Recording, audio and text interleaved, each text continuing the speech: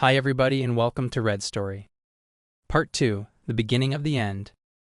Michael decided to act methodically and cold-bloodedly. He knew that to truly strike at John and Sarah, he needed to gather enough evidence of John's illegal activities. Michael had a plan, and he knew he had all the necessary resources to implement it. The first step was to start studying John's affairs and business.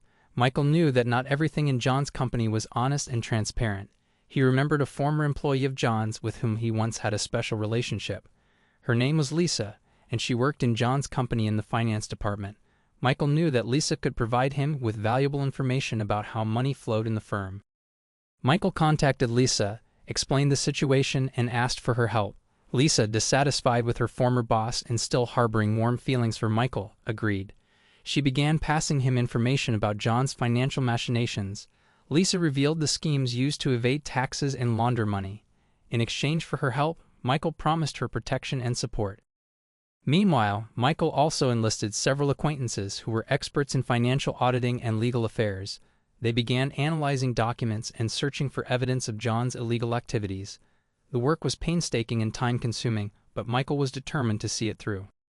About a month later, Michael gathered enough information to shut down John's business. He knew that if he handed this data over to the tax authorities and law enforcement, it would have serious consequences for John. John's firm would undergo a thorough inspection, and John himself could end up behind bars. Additionally, this would hit Sarah hard. She would lose her job, and her world would crumble. Michael was elated. He understood that this way he would strike both betrayers. His wife wouldn't be able to work, and his friend would lose at least his money and reputation. Michael meticulously prepared the case, giving his enemies time to relax and let their guard down. He had the patience to wait for the right moment to strike. During these weeks, Michael carefully hid his actions. He behaved calmly and amicably, not giving any indication that he was preparing something. Sarah and John, seeing his calmness, began to think that Michael had accepted their betrayal. They relaxed, unaware that a storm was brewing over them. Michael waited for the right moment. He wanted the blow to be unexpected and crushing. His patience and cold-bloodedness allowed him to remain in the shadows, preparing his revenge. When everything was ready, Michael gathered all the documents and handed them over to his lawyer and auditor friends to file the official charges. Now all that was left was to wait for the law to take its course. Michael knew that revenge would be sweet and just. He felt that in this way he was restoring justice and punishing those who betrayed his trust and destroyed his family. While John and Sarah enjoyed their vacation in exotic places, John's business began to crumble under the weight of inspections and investigations. John's phone never stopped ringing, with endless calls from the tax authorities and lawyers ruining their holiday. Instead of the planned relaxation, they faced stress and worry. The tax inspection revealed serious violations, and a freeze was imposed on all of John's company's financial operations. This was the beginning of the end for his business. Over several weeks, the inspections became more intense, and financial schemes surfaced one after another. John realized that his firm was on the brink of collapse. Michael, observing what was happening, convinced himself that his actions were just. He believed that good must come with a fist and that it was necessary to punish those who destroyed his family. He understood that impunity only encourages betrayal, and he was sure he was doing the right thing. After some time, John's business closed. Sarah, having lost her job, found herself in a difficult situation. The couple was under enormous pressure, and their relationship began to crack. Michael heard from acquaintances that John and Sarah constantly quarreled and blamed each other for what had happened. Michael, hearing the news, felt a fleeting sense of triumph, but it was quickly overshadowed by a deep, gnawing emptiness. He began drinking more frequently. At first it was just a glass of whiskey in the evening to calm his nerves, but it soon escalated into full-blown binges that lasted days. Alcohol became his solace and a way to drown out the pain and anger that continued to eat away at him. He felt that he had lost not only his family but also himself in this whirlwind of revenge and rage. His once immaculate home now bore the marks of his descent into despair. Empty bottles littered the floor, and the once pristine living room was now a mess of overturned furniture and scattered belongings.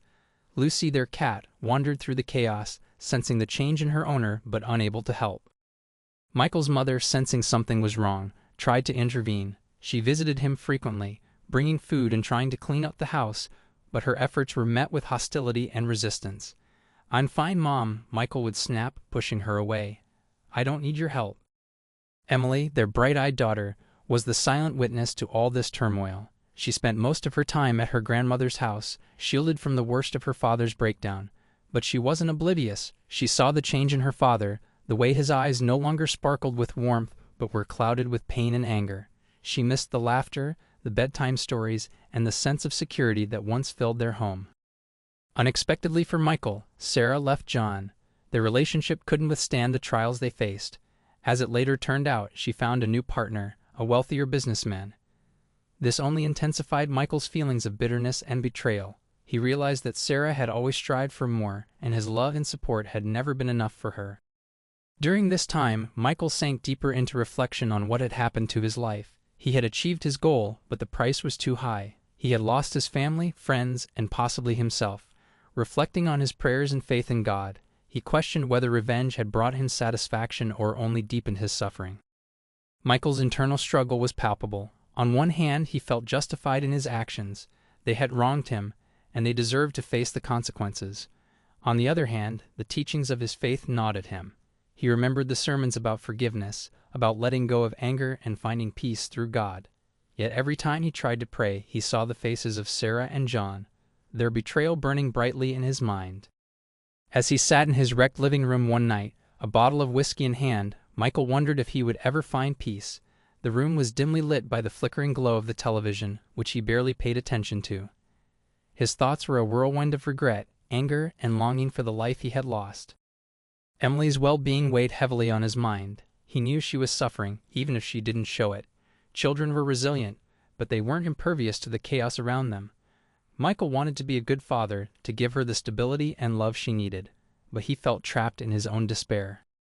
One evening, as Michael sat on the porch, staring at the darkening sky, he heard the soft footsteps of Emily approaching. She sat beside him, her small hand slipping into his. "Daddy, are you okay?" she asked, her voice filled with concern beyond her years. Michael looked at her, tears welling up in his eyes. He saw the innocence in her face, the hope that things would get better. "I'm trying, sweetheart," he whispered, pulling her into a tight embrace. "I'm really trying." In that moment, Michael realized that he needed to change, not just for himself but for Emily. He couldn't let his pain and anger destroy her future. It wouldn't be easy. But he had to find a way to rebuild their lives, to find a path to forgiveness and healing. The next day, Michael reached out to a support group for those dealing with betrayal and addiction. He knew it was a small step, but it was a step in the right direction. He needed to find strength, not in revenge, but in rebuilding his life and being the father Emily deserved.